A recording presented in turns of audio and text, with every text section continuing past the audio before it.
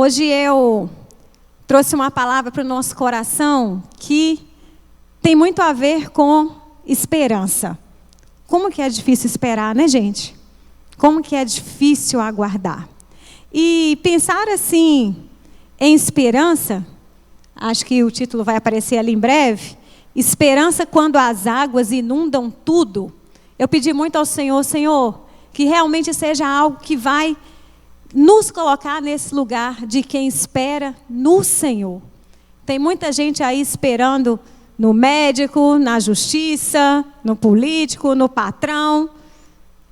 O nosso desafio na palavra de hoje é esperar no Senhor, né? Nós vamos orar, pedir a Deus que realmente essa palavra possa nos trazer essa certeza quando nós passarmos ali por aquela porta. Porque é assim que a gente crê que é a palavra de Deus. Que ela é viva, que ela nos consola, que ela nos transforma. E que assim seja nesta noite com cada um de nós, a começar por mim. Senhor, obrigada, Deus, pela tua casa. Obrigada, Senhor, pela tua palavra, Pai, que o Senhor deixou pensando em cada um de nós. Meu Deus, e hoje vamos meditar nessa porção, Senhor, que nos fala tanto sobre esperança.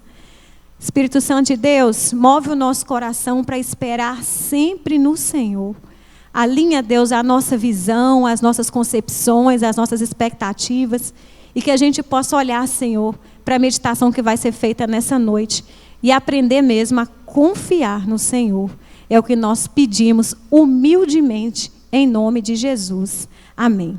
Amém, gente? Então, a gente olha para as histórias bíblicas lá do Antigo Testamento e muitas são bem emblemáticas, né? A gente vê aí desde criança, são fascinantes, são maravilhosas.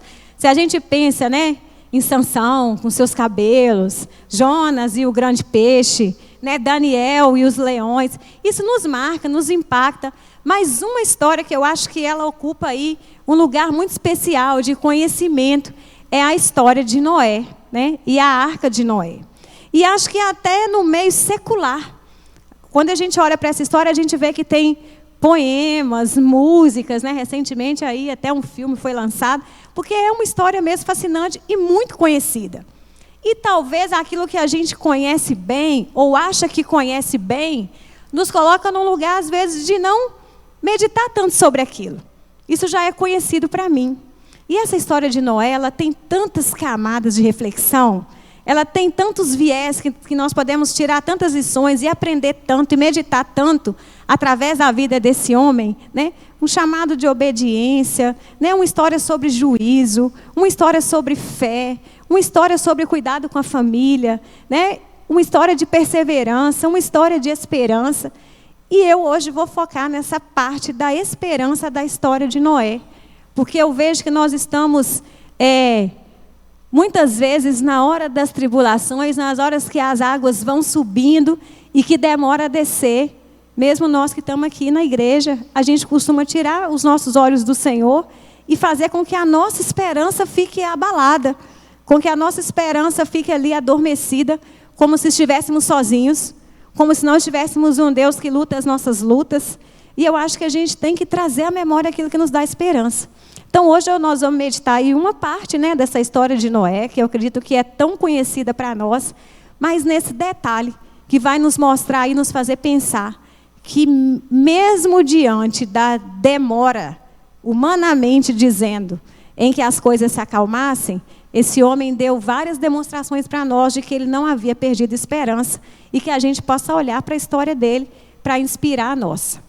Eu vou convidar vocês a abrir a Bíblia de vocês aí em Gênesis 8 e perpassando aqui pela história de Noé, acredito que é muito conhecida, mas assim, né, alguns aspectos aí até a gente chegar nessa parte por onde nós vamos meditar hoje, é que Deus, né, ele vê que o mundo a humanidade está muito corrupta e ele resolve extinguir a humanidade e ele começar a partir uma nova história a partir da família de Noé, né? É muito interessante que diz que Noé achou graça diante de Deus. Que honra, hein, gente, ter isso registrado nas Escrituras. E aí Deus revela para ele um projeto de como seria esse grande barco, né? Todos nós conhecemos isso em detalhes, né? Que intimidade de Deus poder nos revelar algo assim de uma maneira tão especial e tão profunda. Ele é obediente, ele constrói, né? E Deus dá o dia em que dá a instrução para ele. Olha, é hora, vai começar. Ele vem com a sua família, com os animais, havia toda uma instrução. Deus fecha a porta.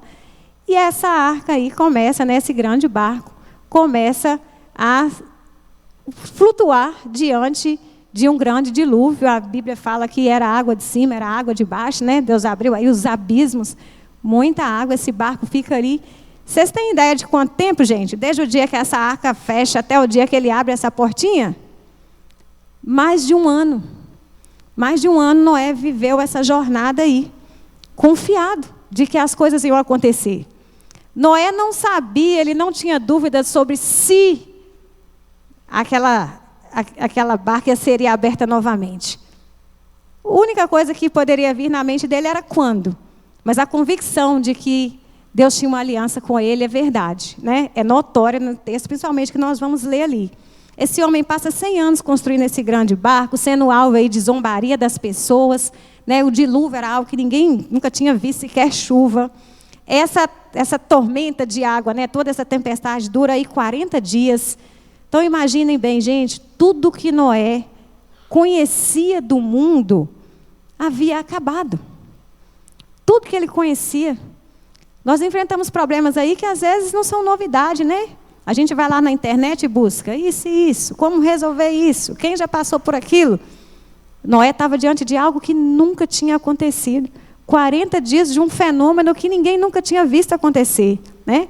E ele fica aí por mais de um ano ali com a sua família. Gente, pensa bem, as mesmas pessoas juntas por mais de um ano, os mesmos cheiros, as mesmas conversas, as mesmas pessoas.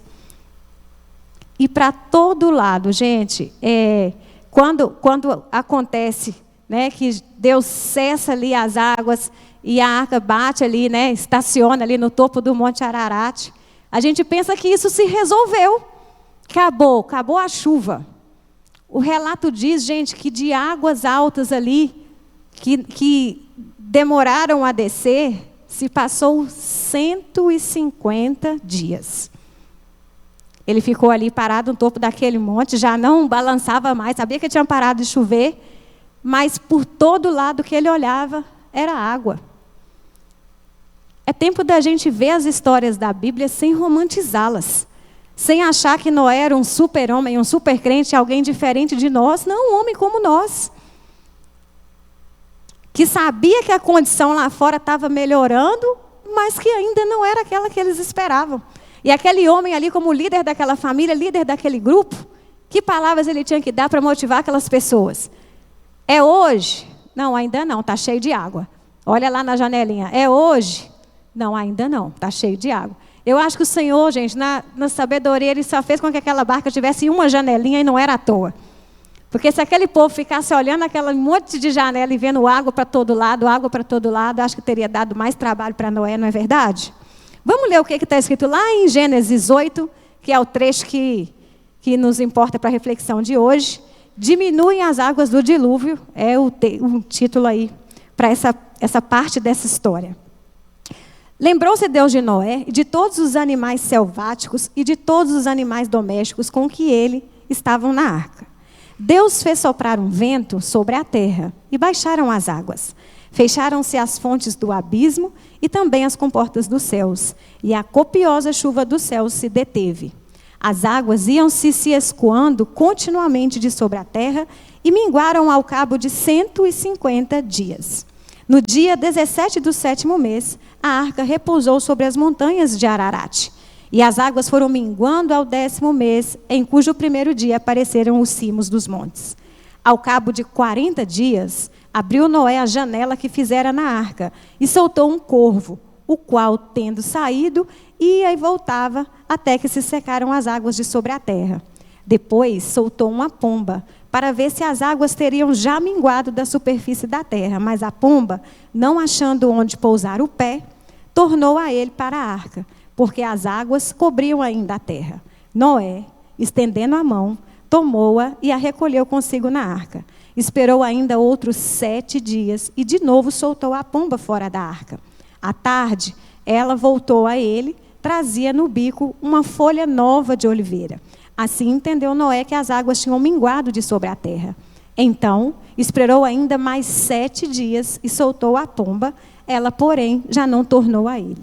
Sucedeu que no primeiro dia do primeiro mês do ano 601, as águas se secaram de sobre a terra. Noé removeu a cobertura da arca e olhou, e eis que o solo estava enxuto. E aos 27 dias do segundo mês, a terra estava seca. Então disse Deus a Noé: saia da arca, e contigo tua mulher, os teus filhos e as mulheres dos teus filhos, os animais que estão contigo, de toda a carne, tanto aves como gado, de todo réptil que rasteja, faze sair a todos, para que povoem a terra, sejam fecundos e nela se multipliquem. Saiu, pois, Noé com seus filhos, sua mulher e as mulheres dos seus filhos, e também saíram da arca todos os animais, todos os répteis, todas as aves, e tudo que se move sobre a terra, segundo as suas famílias. O relato de Noé nos ensina, entre tantas coisas, sobre a esperança, sobre como manter a chama da esperança viva em nós, não importando o quanto o mundo escureça. Água. Nesse contexto dessa história, nesse momento, a única coisa que Noé via era água. Após embarcarem o barco, por dias a chuva caiu. Por meses o barco flutuou. Eles comeram a mesma comida por meses, conversaram com as mesmas pessoas por meses e se olharam com as mesmas caras. Cada um sabe de sua família, hein, gente? 1 ano e alguns dias presinho ali no barco com a mesma família, todo mundo ali, hein? Como é que será que estavam os ânimos lá dentro dessa barca? Muito trabalho, muito animal para tratar. Mas finalmente o barco bateu e o balanço parou e o casco do barco já tocava o solo, mas o solo ainda estava cercado de água. Noé enviou um corvo para a missão de reconhecimento, mas ele nunca retornou. Enviou uma pomba que nunca encontrou lugar para se empoleirar. Então, na mesma manhã, em uma bela manhã, ele manda uma pomba, mas a única coisa que Noé via era água. Gente, mesmo vendo água, Noé não desistia de soltar as aves. Água para o norte, água para o sul, água por toda a parte. E essa água, nesse momento aqui, ela vai representar, gente, problemas, circunstâncias difíceis, falta de visão de terra seca, né? Um horizonte problemático, uma perspectiva de que as coisas não estão conforme a gente quer. E a gente precisa pensar, o que afeta o nível de água da sua vida? O que te faz pensar que as águas estão tomando conta? Ou o que te faz pensar que a sua oração não é suficiente para que essas águas baixem? Cada um de nós, né, tem as suas lutas, tem aquilo que realmente faz com que a nossa esperança precisa de ser reafirmada, né? Que águas estão se elevando na sua vida hoje? Nós estamos aqui hoje, num culto da vitória, né? Onde a gente vem aqui apresentar o nosso clamor por Deus, né? A Deus. E que coisas fazem tanto você perder a esperança? Todos nós temos esses nossos momentos em que a gente acha que nada está acontecendo, né? E uma pergunta que fica no nosso lugar, na nossa mente o tempo todo, é quanto tempo isso vai durar? Vocês já fizeram essa pergunta? Porque eu já fiz algumas vezes. Quanto tempo isso vai durar? Quanto tempo isso vai durar? Às vezes tem dias que para nós parecem intermináveis, semanas, meses. Você sabe como isso é, né? Você já esteve aí onde Noé esteve, já passou por inundações. Nós já fomos inundados aqui pelo pesar de um cemitério. Nós já fomos inundados pela fadiga do nosso trabalho, pelo cansaço. Nós já fomos inundados aqui por uma raiva, por uma resposta diferente daquilo que você queria, né? Ou até mesmo pela falta de habilidade do seu marido ou da sua esposa. Tem situações onde a gente vai vendo mesmo essa inundação aumentar, né?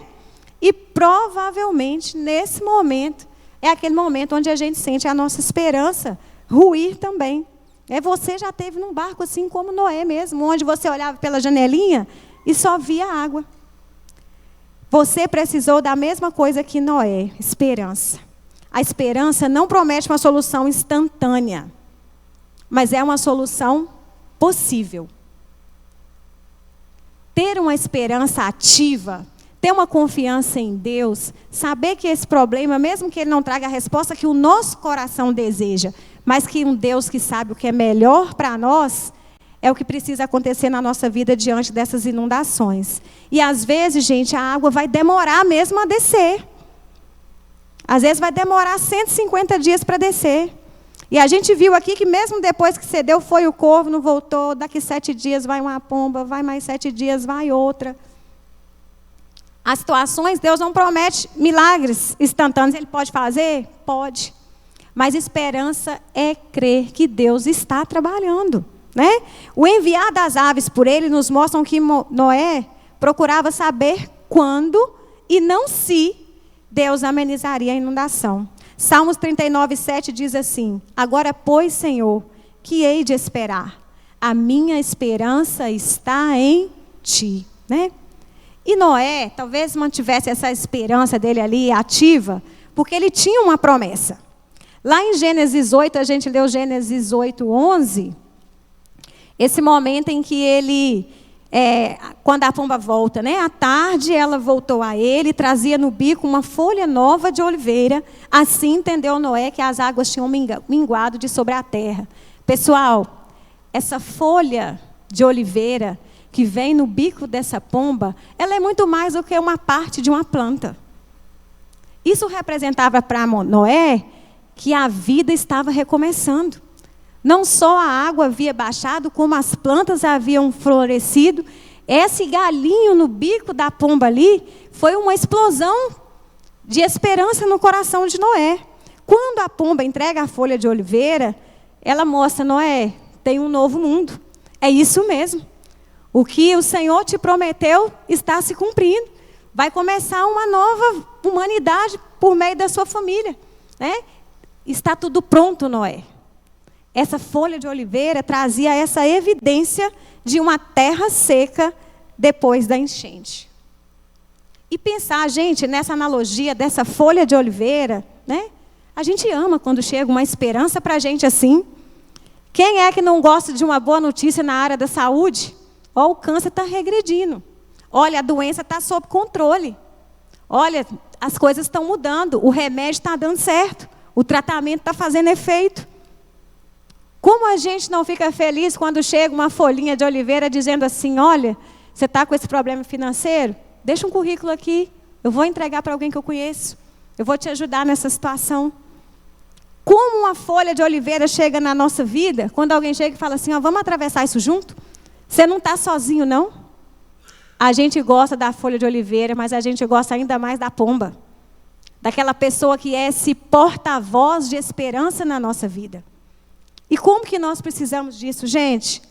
Vocês pensem em uma situação assim, de uma esposa e um casamento sólido que está há tempo, e que está vendo alguém num casamento recente com crise, e ela chega e fala: olha, supera, já passamos por isso, né? Deus está nesse negócio, anda mais uma milha. Ou quando alguém que está com um filho adolescente dando trabalho, e chega alguém que já passou por essa fase e fala: olha, se apega ao Senhor, né? Isso é uma fase. Desanima com os meninos não, vai dar certo. Gente, quando a gente olha para a vida da missionária Rose, né, que acho que a maioria de nós aqui a conhece, que ela perde o seu esposo, e aí se junta a um grupo de mulheres viúvas, enlutadas, e cria ali um grupo de apoio para orar, para se fortalecerem mutuamente. É a Rose sendo essa pomba que leva uma folha de oliveira. Ser esse portador de esperança é um privilégio, gente. E Deus vai encontrar isso em pessoas que não são murmuradoras, que diante dos problemas têm a sua esperança ativada no Senhor. Estar apto a dar uma folha de oliveira é um privilégio. E nós provocamos realmente um impacto tremendo na vida de outra pessoa quando oferecemos uma folha de esperança, né? Nesse contexto aí de Noé, a folha trazia boas novas. Não necessariamente boas novas milagrosas. Deus não fez com que a folha chegou na mão dele e a água desceu num ralo gigante. Ele continuou esperando. Mas ele continuou esperando com a expectativa de um Deus poderoso que pode todas as coisas. Noé e sua família sabiam que as condições do lado de fora estavam melhorando, mas não faziam ideia de quanto tempo teriam que permanecer na arca. Ô, gente, se essa água que está aí te inundando, eu não sei ainda quanto tempo. Eu não sei ainda quanto tempo você vai continuar esperando essa água baixar. Mas eu quero te dizer que há terra seca quando essa água baixe. Eu quero te encorajar a ter sua esperança ativada no Senhor em qualquer que seja a circunstância. Deus está mandando aqui folhas de oliveira nessa noite para a gente se apropriar disso, né? Há terra seca, a água vai baixar. É tempo da gente apropriar das promessas de Deus. Quantas enchentes você já superou? Quantas inundações você já teve na sua vida? A palavra de Deus nos fala, eu quero trazer à memória o que me dá esperança. Né? O problema é que, na maioria das vezes, quando a gente está no meio dessa tormenta, a gente olha para o hoje, né? Até a nossa capacidade de olhar para trás, eu creio que fica comprometida. Mas Deus nos faz esse convite nessa hora. É sobre esperança e sobre expectativa. Jeremias 29:11 diz assim. Eu busquei esse versículo como uma referência para tentar entender, né? Qual seria esse segredo de Noé aí para manter sua esperança por um tempo tão indeterminado? E Jeremias 29:11 diz assim: porque eu é que sei que pensamento tenho a vosso respeito, diz o Senhor, de esperança e confiança em Deus, especialmente em momentos de confiança e esperança em Deus. Porque eu é que sei pensamentos que tenho a vosso respeito, diz o Senhor, pensamentos de paz e não de mal, para vos dar o fim que desejais. Este versículo é uma mensagem de esperança e confiança em Deus, especialmente em momentos difíceis. Esperança não tem a ver com a expectativa de realização de sonhos. Esperança tem a ver em entregar para Deus, confiando que Ele vai nos trazer o que é melhor para a nossa vida. Eu já não sei se vocês pararam para pensar que esse grande barco que Noé fez não tinha leme, não tinha bússola, não tinha âncora. Ele não tinha nenhum instrumento que pudesse dar a ele o controle da embarcação. Nas orientações que tem aqui do Senhor, dizendo como que ele ia construir esse barco, não tem isso. Ele estava ali, no alto mar, no meio das águas, confiado no Senhor. Esperança, meus irmãos, é isso. E a gente vai aprendendo isso e vai amadurecendo com as situações da nossa vida. Eu vou compartilhar para vocês aqui, até com um pouco de vergonha, uma experiência pessoal que eu tenho assim, com relação a isso, que foi quando meu filho saiu de casa para estudar. Acho que a maioria de vocês sabe isso. Meus filhos saíram de casa para estudar um ano seguinte o outro. Ô, gente, não é nada absurdamente problemático, é bênção, né? Não é doença, não é... Mas é algo que realmente abala, tá? Quem viver essa experiência sabe. Fica um ninho vazio ali, uma tristeza meio inexplicável. E em tempos de oração, eu fiz uma oração tão imatura, tão boba, mas eu vou compartilhar com vocês porque eu acho que eu estou em casa, né? Aqui é a minha casa. Eu pedi assim ao Senhor, Deus, me mostra um porta-retrato da minha família daqui 10 anos. Gente, eu fiz essa oração séria, tá? Não foi assim brincando, não. Deus, me mostra um porta-retrato, Senhor, só um flash, eu quero uma imagem. Porque na minha cabeça, 10 anos para frente, eu ia saber se ele formou, se ele tinha casado, se ele tinha voltado para Valadares, e principalmente se ele tinha desviado dos caminhos do Senhor, que era a minha maior preocupação. Né? O menino criado debaixo da asa está lá em Belo Horizonte, sozinho. E eu fiz essa oração por tempos. Eu jejuei, eu pedi a Deus que me mostrasse um porta-retrato. Eu falava, Senhor, me mostra esse porta-retrato. Eu quero ver 10 anos da minha vida, que para mim, na minha ideia de falta de fé, eu pensei, e achando que o controle das coisas estava sobre a minha mão, eu ia vê-lo ali, ou casado, ou formado, ou trabalhando. A família estaria ali no porta-retrato. E depois de pedir por um tempo, aí, talvez uns 3 meses, com essa oração tão boba e tão imatura, um dia acho que o Senhor cansou daquilo. E ministrou no meu coração, filha, confia em mim. Confia em mim.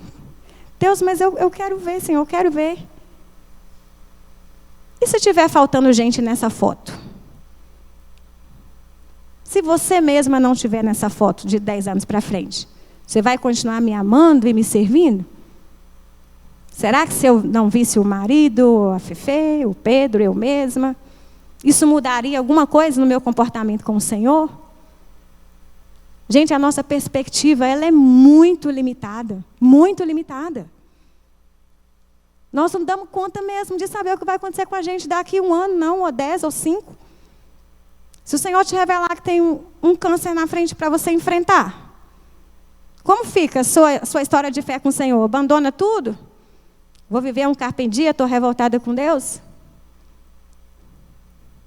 A perspectiva do Senhor, ela é sempre melhor do que a nossa. E a nossa esperança, muitas vezes, está vinculada em coisas terrenas. Eu quero ter uma esperança de passar num concurso, eu quero ter uma esperança de ter um bom casamento, né? Isso não é ilegítimo. Mas há uma esperança ainda maior para nós, que é de um Deus que tem trabalhado a nosso favor todo o tempo. Isaías 55, 8 e 9, porque os meus pensamentos não são os vossos pensamentos, nem os vossos caminhos, os meus caminhos, diz o Senhor. Porque assim como os céus são mais altos do que a terra, assim são os meus caminhos mais altos do que os vossos caminhos, e os meus pensamentos mais altos do que os vossos pensamentos. Eu penso que Noé se apropriava disso. Noé tinha certeza do Deus com quem ele andava. Porque antes desse capítulo aí, né, de Noé começar a construção da barca, quando Deus ali o comissiona e é apresentado esse Noé para nós, por Moisés, fala que Noé andava com Deus. E, infelizmente, algumas pessoas querem andar com Deus só quando a água está subindo. Vou para a igreja, vou fazer corrente, vou orar mais, vou jejuar, vou ler a Bíblia. Mas, gente, andar com o Senhor é continuidade. Porque aí a gente vai sendo forjado, vai sendo experimentado, vai sendo provado. As provações não são para destruir a gente, não, é para nos fortalecer. E na hora que aquilo acontecer, você fala, olha, essa inundação já veio, mas eu sobrevivi. Olha, eu já passei por isso e eu estou aqui para contar, né? É andando com o Senhor em todo o tempo. Quando as coisas vão bem, quando as coisas vão mal. Porque na hora que vem o dia mal, nós temos, né, essa força que o Senhor nos dá. Ninguém trouxe esperança como Cristo. A maior e melhor esperança é a que Jesus nos traz. Ele nos traz muitas folhas de oliveira. Graça, consolo, vida abundante, perdão de pecados, derrota da morte eterna, salvação. Essa é a esperança que Ele nos dá. E essa é a esperança de que nós precisamos. Gente, é tempo de nós tirarmos realmente o nosso olhar do que é terreno e colocar no que é eterno.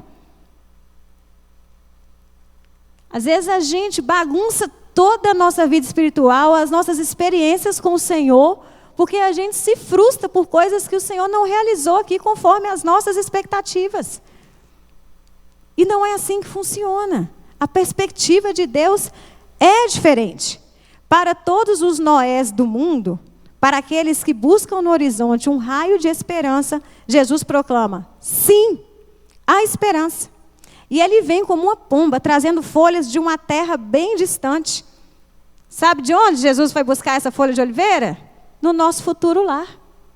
É de lá que vem essa esperança para a gente, né? E vamos receber essa esperança nessa noite. Não pense que a sua arca está isolada demais, que a inundação é grande demais, porque ainda que a circunstância difícil que você esteja atravessando não seja solucionada conforme a sua expectativa, você tem um Deus que diz que todas as aflições desse mundo não se comparam com a glória do porvir. É o que está escrito lá em Romanos 8, 18. Então hoje é noite de receber esperança. É noite de receber esperança porque você precisa de esperança.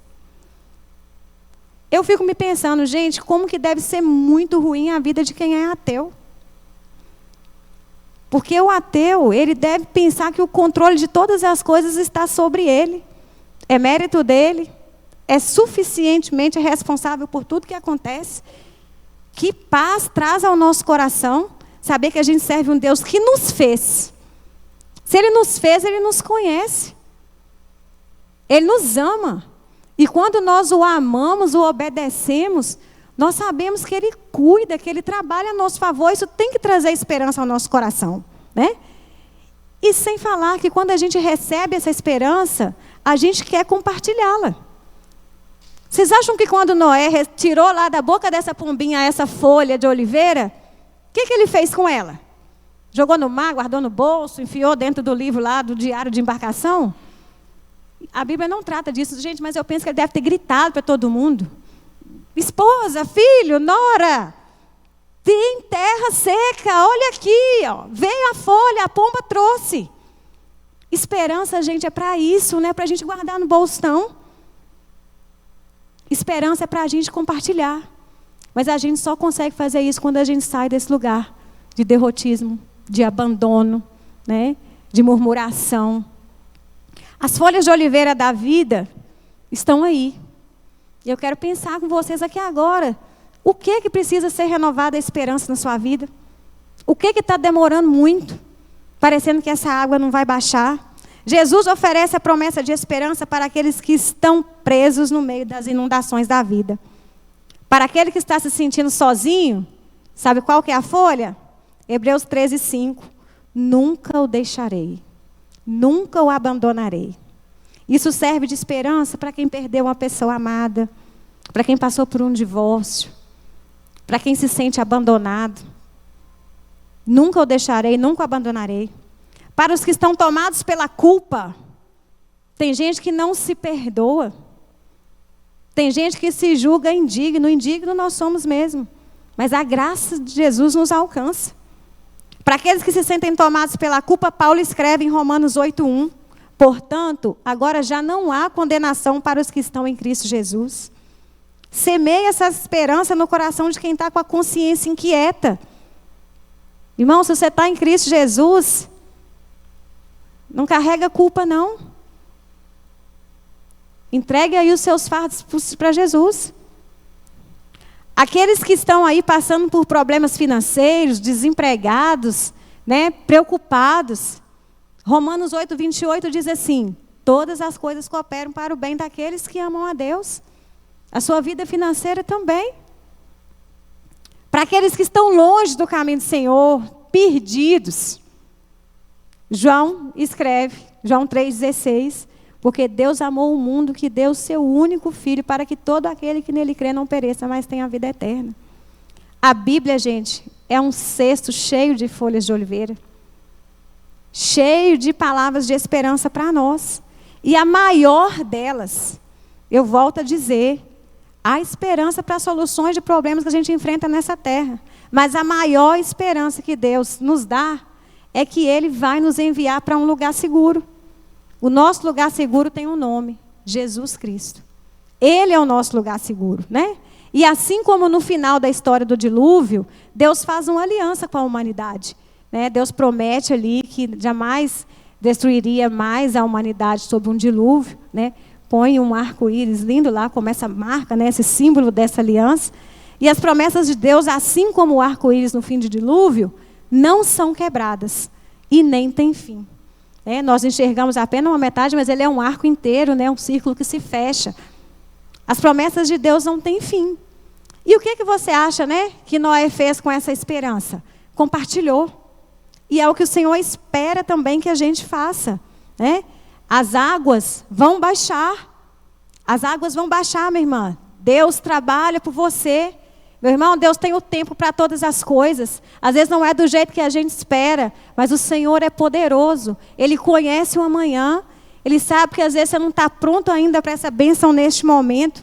E como você já passou por uma inundação, você sobreviveu para contar, você está qualificado também a dar esperança para outras pessoas, irmãos. Tem muita gente aí muito perdido. São problemas com a adolescência dos filhos, são problemas com recolocação no mercado, né? Isso tem trazido tanto sofrimento, né? Falência de empresas, lutos, são coisas que nós, o povo de Deus, já superamos. São inundações que a gente já viveu e sobreviveu. E o Senhor conta com a gente para levar essa esperança para pessoas que estão aí sofrendo. Não perca a oportunidade de dar esperança para quem está preso na arca. Não perca. Deus conta mesmo com você para isso. E uma perspectiva melhor é que os crentes de Cristo, nós precisamos saber, né, que nós temos esperança porque sabemos que Deus tem uma perspectiva maior sobre os nossos problemas do que nós mesmos. A nossa capacidade é limitada, as nossas emoções nos enganam. A nossa mente, gente, ela mente para a gente. Provérbios 3, 5 e 6 diz assim: confia no Senhor de todo o seu coração. Não te estribes no seu próprio entendimento. Reconhece-o em todos os teus caminhos e ele endireitará as tuas veredas. Nós não podemos ver as coisas a partir dessa perspectiva de Deus, né? Porque Ele é onisciente, é onipresente, a nossa visão é mais limitada. Porém, nós precisamos confiar o quê? Que Ele nos verá em qualquer circunstância e trará o bem em qualquer situação. O Senhor transforma o mal em bem. O não de Deus, gente, também é resposta de oração. Às vezes a gente pensa que é só o sim. É só quando tudo acontece conforme o nosso querer. Mas a perspectiva do Senhor para a gente, ela é muito melhor do que a nossa. E a gente vê que Noé, ele está lá na galeria da fé, lá, né, no livro de Hebreus. Por quê? É muito bonito esse texto, porque fala que ele obedeceu coisas que ainda não tinham acontecido, né? A fé deste homem, ela é honrada. Né? Jesus, quando ele vai falar lá no capítulo de Mateus, né? O capítulo escatológico, 24, se não me engano, né? Ele cita Noé como nos dias de Noé, em que as pessoas comiam, bebiam e tal. Então, é um homem que ele deixou mesmo ensinamentos para a nossa vida. E eu acho que entender que esse fio de esperança aí, né, que corre ao longo da história de Noé, vem muito mesmo por ele andar com Deus. Então fica esse convite: Senhor, eu estou precisando mesmo de ter experiências de esperança com o Senhor. Né? Eu quero andar com o Senhor, andando junto, gente. A gente reconhece a voz, a gente fica mais sensível a perceber o que o Senhor quer nos falar através das Escrituras. E eu tenho certeza que essa experiência de Noé, de andar com Deus, fez que em meio a uma humanidade corrupta, ele se mantivesse. Em meio a mais de um ano dentro de um barco, sem direção, sem perspectiva, sem nenhuma previsão. Porque às vezes os nossos problemas a gente ainda tem previsão, né? Eu vou fazer esse exame, que dia que sai a resposta? Dia tal. Está internado, vai sair que dia? Dia tal. A entrevista de emprego é que dia? Dia tal. A gente ainda consegue trabalhar às vezes com uma previsibilidade. Esse homem não. Ele estava ali totalmente entregue. Então é tempo da gente fazer uma aplicação dessa história para a nossa vida. E eu quero te convidar. Pense na sua vida como uma arca. Como esse grande barco aí. Que condições que você está enfrentando agora? Você está atracado em um porto? Se sentindo seguro, cheio de esperança? Glória a Deus por isso. Glória a Deus porque sua esperança está ativada. Mas nem sempre é assim. Às vezes a gente está um pouco à deriva. Não está totalmente perdido, mas ainda está ali balançando. As ondas mais fortes aí nos fazem sentir fracos. E aí a gente para de orar, a gente para de acreditar no poder de Deus para mudar aquela situação. Às vezes a gente sente que o nível de água está começando a aumentar. Eu achei que estava sob controle, mas essa água está subindo, eu estou preocupada, eu estou perdendo a minha paz, eu estou com insônia, tudo mudou. Meu Deus, o que está acontecendo? A água está subindo.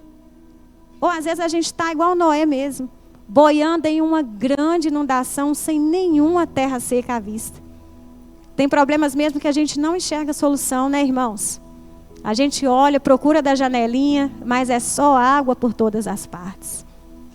E aí eu trouxe um texto de Romanos 12, 12, que diz assim: alegrem-se na esperança, sejam pacientes na tribulação, perseverem em oração.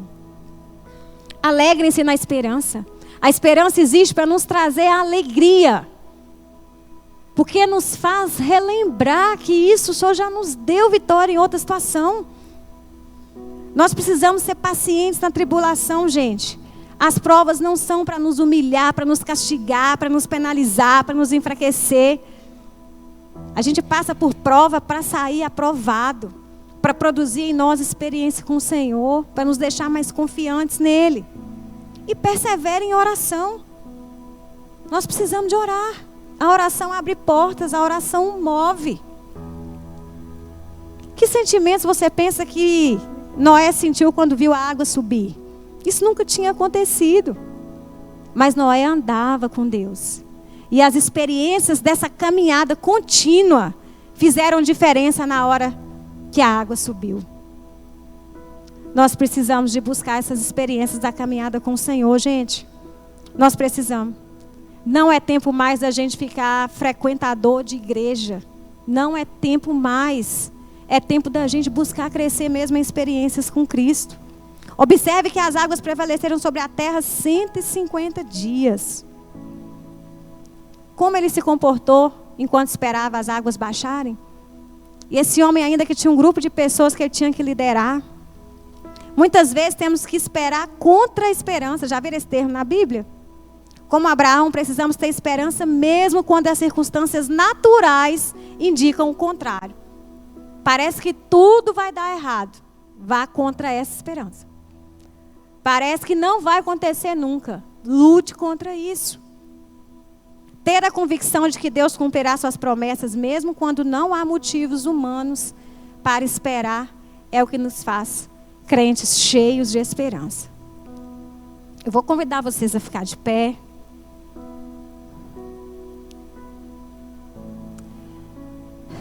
Mesmo nossas lutas mais severas e provações mais difíceis não são nada diante de Deus e do seu infinito poder e graça.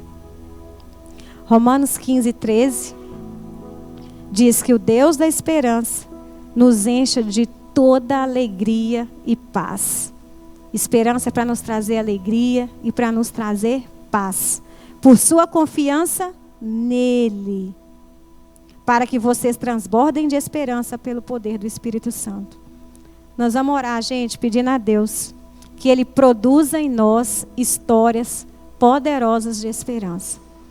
Que a gente se aproprie de todas as folhas de oliveira que tem aqui neste livro, né? E que isso produza vida em nós. Porque o próprio Senhor Jesus é a esperança viva, né? De que há algo maior e melhor para cada um de nós. Vamos orar? Deus, nós estamos aqui na Tua casa, Senhor. E hoje podemos olhar, Pai, para essa história de Noé. Meu Deus, tem tantos aprendizados. Mas esse Deus de ver um homem que tinha certeza, meu Deus, de que a Sua promessa sobre a vida dele se cumpriria. Tanto tempo, meu Deus, nós então mulheres conseguimos tanto nos imaginar como essa mulher de Noé ali dentro.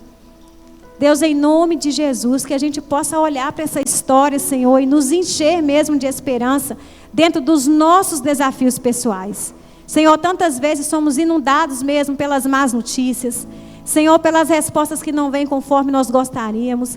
Mas, Pai, nós queremos declarar nesta hora que o Senhor é a nossa esperança viva. Que acima, Deus, de qualquer notícia, de qualquer resposta, de qualquer solução, o Senhor é o nosso Deus. E nós cremos, meus Deus, que o Senhor tem o melhor para nós. Nos ajuda, Deus, a confiar nessa verdade.